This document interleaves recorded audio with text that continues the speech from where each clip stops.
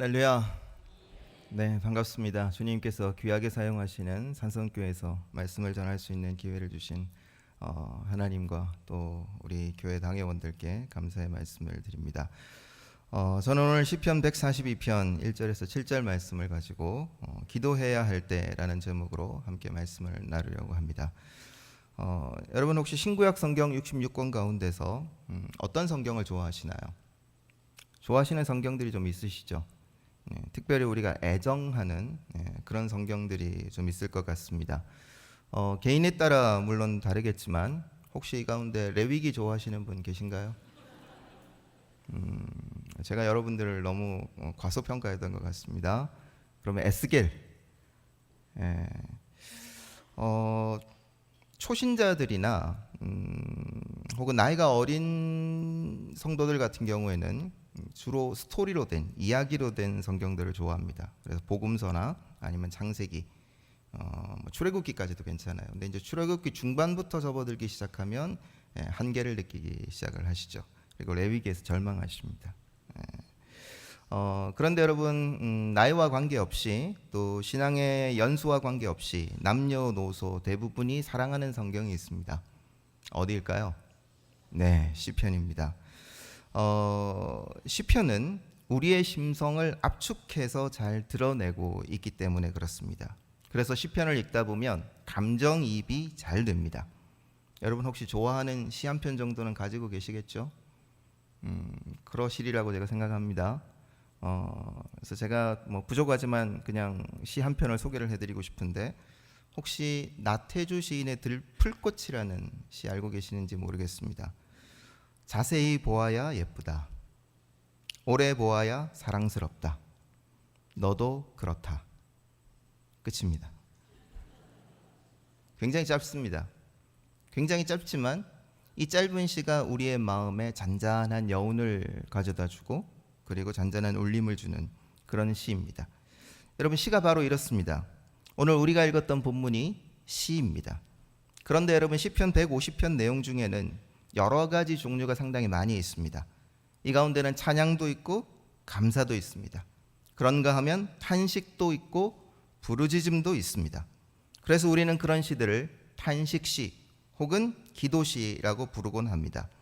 그런 의미에서 여러분, 오늘 본문의 시편은 다윗이 참 힘들고 어려웠을 때에 기록했던 시라고 볼 수 있습니다. 우리가 이것을 어떻게 알 수 있을까요? 오늘 본문 첫머리에 보면 제목이 붙어 있는데요. 이런 제목이 붙어 있습니다. 다윗이 굴에 있을 때 지은 마스길, 곧 기도라고 기록이 되어 있습니다. 여러분, 마스길이 무엇인지 아시겠습니까? 사실 마스길을 정의하는 것은 쉽지가 않습니다. 마스길이란 어떤 것이냐면 한 가지 기도에 깊이 빠져들다가 그것이 시로 바뀌어 버린 것, 그래서 우리에게는 교훈이 되고 있는 것, 여러분 이것을 마스길이라고 얘기합니다. 다시 말씀드리면 여러분, 그냥 우리의 마음속에 한 가지 소원이 있습니다. 그 소원을 가지고 계속 기도하다 보니까 그것이 습관이 되고 우리에게 마치 정해져 있는 어떤 하나의 운율처럼 되어버립니다. 그러다가 그것이 시로 표현되어지고 후대 사람들에게는 교훈이 되어지고 있는 그런 시를 마스길이라고 표현을 합니다. 그렇다면 우리는 이 시에서 몇 가지 교훈을 찾아볼 수 있을 것 같은데요. 어떤 교훈을 찾아볼 수 있을까요? 저는 먼저 시편 142편의 배경이 되고 있는 이야기를 잠깐 여러분들에게 설명을 해드리려고 합니다. 시편 142편의 배경이 되는 성경은 사무엘상 22장입니다. 사무엘상 22장 1절에 보시면 다윗이 사울의 추격을 피하여 이리저리 도망하다가 한 굴에 거하게 되었다고 기록을 하고 있습니다. 여러분, 왜 다윗이 이렇게 되었을까요? 이 이야기를 이해하려면 21장을 좀 보셔야 되는데요. 21장 하반부에 보면 다윗이 사울의 추격을 피하여 가다가 블레셋에 있는 가드왕 아기스를 찾아갑니다. 그런데 거기에서도 신변의 위협을 느낍니다. 그리고 다시 도망쳐 나옵니다. 그런데 여러분, 블레셋은 이스라엘의 적국입니다. 적국을 찾아갔다가 거기서 다시 나오려고 하니까 다윗이 굉장히 힘들었고, 그리고 다윗에게 꾀가 필요했습니다. 그래서 다윗은 미치광이 흉내를 내고 겨우 그곳으로부터 도망칠 수 있었습니다. 그리고 광야의 동굴에 겨우 자리를 잡게 됩니다. 여러분, 이때 다윗의 마음이 어떠했을까요? 다윗이 얼마나 힘들었을까요? 여러분, 다윗이 왜 도망을 다녀야 됐을까요? 다윗이 무엇을 잘못했습니까? 다윗에게 문제가 있었나요? 그렇지 않습니다. 다윗은 오히려 하나님께서 인정하셨고 하나님께서 세우셨던 이스라엘의 공식적인 왕이었습니다. 그럼에도 불구하고 다윗은 지금 사울에게 쫓겨서 광야 한가운데, 그것도 동굴 속에 숨어 있는 것입니다. 전혀 쫓겨야 할 이유가 없는 사람이었지만, 여러분, 오죽 답답했으면 앙숙 중에 앙숙이라고 할 수 있는 블레셋 왕에게까지 도움을 얻으려고 했을까요? 여러분, 그냥 생존하기 위해서입니다. 살아남기 위해서였습니다. 그때 그의 마음이 얼마나 쓰리고 아팠을까요? 어쩌면 다윗의 마음에 이런 생각이 들지 않았겠습니까? 내가 이렇게까지 하면서 살아야 하는가? 정말 이렇게 비참하게 사는 것이 하나님의 뜻일까? 다윗의 마음속에는 이런 의문이 들었을 것입니다. 본 시편은 그런 상황 속에서 기록되어 있습니다. 사랑하는 여러분, 우리가 그리스도인으로 살아가다 보면 과연 하나님이 정말 나와 함께 하시는가? 하나님이 살아계시다면 도대체 왜 나에게 이런 어려움과 고통과 아픔을 주시는가?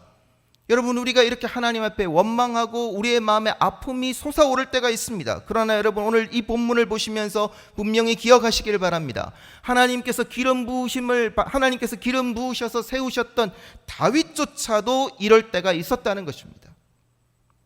그러기에 본 시편은 이 땅에서 힘들고 답답한 삶을 살아가고 있는, 눈물을 삼키면서 그렇게 살아야만 하는 우리 성도들에게 많은 위로와 힘이 될 수 있을 거라고 생각합니다. 여러분, 우리 가운데 이런 생각을 가지신 분들 계시지 않습니까? 내가 이렇게까지 하면서 정말 살아야 될까? 이렇게까지 하면서 이 직장을 다녀야 할까? 이렇게까지 하면서 정말 내가 하나님 앞에서 신앙을 지켜야 할까? 한 번씩 이런 생각이 들 수 있습니다. 아무도 알아주지 않습니다. 그냥 억울하고 답답해지기만 합니다. 정말 똑바로 살아보고 싶은데, 말씀대로 살고 싶은데 다윗처럼 원통하고 한숨이 나고 억울할 때가 있는 것입니다. 그럴 때 그러면 우리는 어떻게 해야 할까요? 그 고통 속에서 다윗은 하나님께 기도했습니다. 오늘 1절과 2절 말씀을 보시면 이렇게 기록을 합니다. 내가 소리내어 여호와께 부르짖으며 소리내어 여호와께 간구하는도다. 내가 내 원통함을 그의 앞에 토로하며 내 오한을 그의 앞에 진술하는도다. 여러분, 원통할 때 기도하는 것 쉽지 않습니다. 분노가 여러분의 가슴 속에 치밀어 오를 때 여러분, 기도하는 것 쉽지 않습니다. 그래서 오늘 시편은 단순히 기도라고 이야기하지 않습니다. 부르짖음이라고 표현합니다. 절규입니다. 그냥 우리 입에서 읊조리는 그런 기도가 아니라 우리의 마음의 원통함과 절박함과 상함을 담은 외침이었습니다. 사람에게서, 세상에서 받은 스트레스와 고통과 고난과 아픔을 바로 하나님께 풀어놓았다는 것입니다. 사랑하는 여러분, 우리도 마찬가지입니다. 이 땅을 살아가면서 우리에게도 원통할 때가 많이 있습니다. 특별히 그리스도인으로 세상 속을 살아갈 때에 우리에게 원통함이 생깁니다. 그럴 때에 저와 여러분들이 하나님께 풀어놓을 수 있는 은혜가 있기를 주님의 이름으로 축복합니다. 여러분, 친구에게, 부모에게, 자녀에게, 남편에게, 아내에게 풀지 마십시오. 우리는 우리의 마음의 원통함을 하나님께 풀어놓을 수 있어야 합니다. 본문은 우리가 반드시 하나님께 풀어놓고 기도해야 할 세 가지 상황을 우리에게 보여줍니다. 그 첫 번째는 3절 말씀인데요. 3절 말씀을 제가 읽겠습니다. 내 영이 내 속에서 상할 때에도 주께서 내 길을 아셨나이다. 언제 우리가 하나님께 우리의 마음을 토해놓아야 될까요? 그 첫 번째는 우리의 심령이 속에서 상할 때입니다. 상하다라는 히브리어 단어는 아타프라는 것인데요, 쇠약해지다, 압도당하다, 무언가에 완전히 짓눌리게 되는 상황을 설명할 때 사용하는 단어입니다. 자, 그러면 우리는 왜 이러할 때 기도해야 될까요? 여러분, 속이 상하면 판단력을 쉽게 잃어버리게 됩니다. 분별력을 잃어버리게 된다는 것입니다. 그래서 사람들이 제일 많이 쓰는 단어 중에 하나가 이런 경우에 홧김에라는 단어입니다. 여러분, 이 홧김에라는 단어를 어디에서 많이 들으셨나요? 뉴스에 제일 많이 나옵니다. 가슴 아픈 사건들이 벌어졌는데 그 사건의 원인이 뭐냐니까 그냥 홧김이에요. 그런 분들이 굉장히 많습니다. 몇 년 전에 3억짜리 벤틀리로 5억 상당의 페라리를 받아버린 그런 교통사고가 있었습니다. 일부러 받은 거예요. 신호 정지 상태에 있는 페라리를 벤틀리가 와서 박았습니다. 신혼부부 사이에 일어났던 일입니다. 남편의 외도를 의심하던 아내가 술을 마시고 홧김에 벌린 사건이었습니다. 수리비가 3억 3천이 나왔다고 합니다. 그리고 그 여성은 실형을 선고받았습니다. 여러분, 우리 중에도 혹시 홧김에 감당하기 어려운 말을 내뱉거나 행동을 했던 경험을 가진 분들이 계실지 모르겠습니다. 여러분, 우리가 우리의 심령이 속에서 상할 때에 뭘 해야 될까요? 분노가 우리의 가슴에 치밀어 오를 때에 여러분 뭘 해야 될까요? 저는 성도들이 그때 하나님 앞에 기도할 수 있게 되기를 주님의 이름으로 축복합니다. 분노가 우리의 가슴에 치밀어 올 때 하나님 앞에 나아가야 합니다. 억울한 일을 당할 때 우리는 제일 먼저 기도할 수 있어야 합니다. 왜 그렇습니까? 기도가 무엇입니까? 기도는 내가 할 수 없으니까 하나님 도와주십시오 라고 이야기하는 것이 바로 기도입니다. 삶의 순간순간 내가 어떻게 하기 힘든 순간을 만날 때에 그때 하나님, 내가 나를 컨트롤할 수 없습니다. 저도 저를 어떻게 할 수가 없습니다. 제발 나를 도와주십시오. 여러분, 이것이 기도입니다. 여러분, 요즘 대한민국 사회에 분노 유발자들이 너무너무 많습니다. 비상식적인 사람들이 너무너무 많습니다. 대부분 운전을 하실 겁니다. 운전을 하시다 보면 나도 모르게 내 안에 있는 분노가 치밀어 오릅니다. 여러분, 그때 어떻게 하시나요? 억울할 때 많으시잖아요. 그때 억울하세요. 어떻게 하세요? 평소에 숨겨놓았던, 갈고 닦았던 비속어들을 쏟아내놓지는 않으십니까?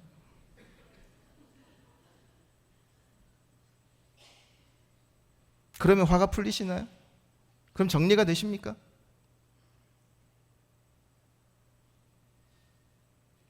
우리 그리스도인들이 이 세상 속에 살면서 어쩔 수 없이 당하게 되는 원통함과 답답함과 분노 가운데 우리가 해야 될 가장 중요한 것은 잠시라도 하나님 앞에 나아가, 하나님, 이 상황을 제가 컨트롤할 수 없습니다.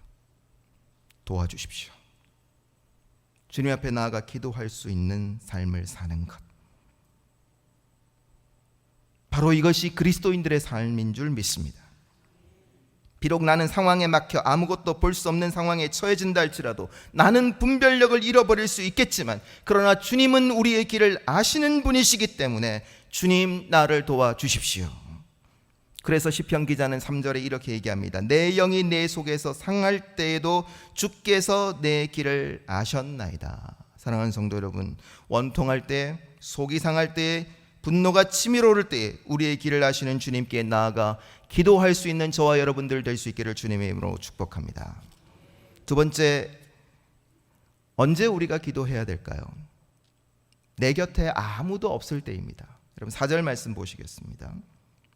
4절 말씀을 보시면, 오른쪽을 살펴보소서. 나를 아는 이도 없고 나의 피난처도 없고 내 영혼을 돌아보는 이도 없나이다. 여러분, 혼자 있는 것 편안하십니까? 혼자 살아가는 것 행복하실까요? 문제는 내가 원해서가 아니라 타의에 의해서 홀로 남겨졌을 때, 우린 이런 상황을 우리 사회적 용어로 왕따라고 얘기를 합니다. 그동안 내가 믿어왔던 사람들로부터, 내가 신뢰했던 사람들로부터 내가 배제당한다는 느낌을 받을 때, 내가 무시당한다는 느낌을 받을 때, 더더구나 사람은 정말 많이 있는데 마음을 나눌 사람이 없어졌을 때, 그때에 우리의 외로움과 고독은 극기에 달합니다. 버림받은 느낌입니다. 패배자의 느낌입니다. 여러분 대한민국 사회가 혼자 사는 것에 굉장히 익숙해져 있는 것 같습니다. 혼밥 이런 얘기도 많이 있고요. 혼영, 혼자 영화 보는 거. 예. 그럼에도 불구하고 여러분, 홀로 있는 것은 쉽지가 않습니다. 굉장히 오랜 영화기는 합니다만, 여러분, 영화 캐스터웨이라는 영화가 있습니다. 거기에 보면 주인공이 배구공과 이야기를 합니다. 사람은 결코 혼자 살라고 지음받지 않았습니다. 하나님이 우리를 지으실 때 함께 더불어 살아가라고 하나님이 우리를 만드셨습니다. 그런데 여러분, 내가 원하지 않는 상황 속에 내가 홀로 내동댕이 쳐져 있습니다. 내 주변에 있던 사람들이 나로부터 떠나갑니다. 시편 142편의 다윗은 바로 그런 상황입니다.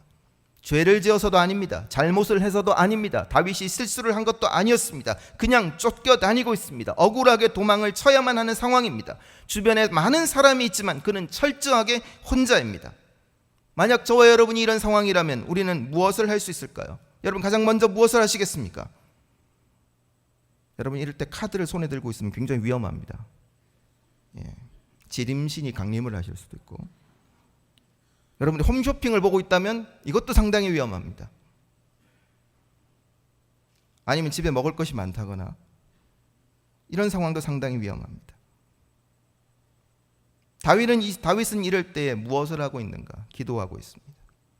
그 기도가 바로 시편 142편입니다. 여러분, 우리도 이런 경우를 당할 수 있습니다.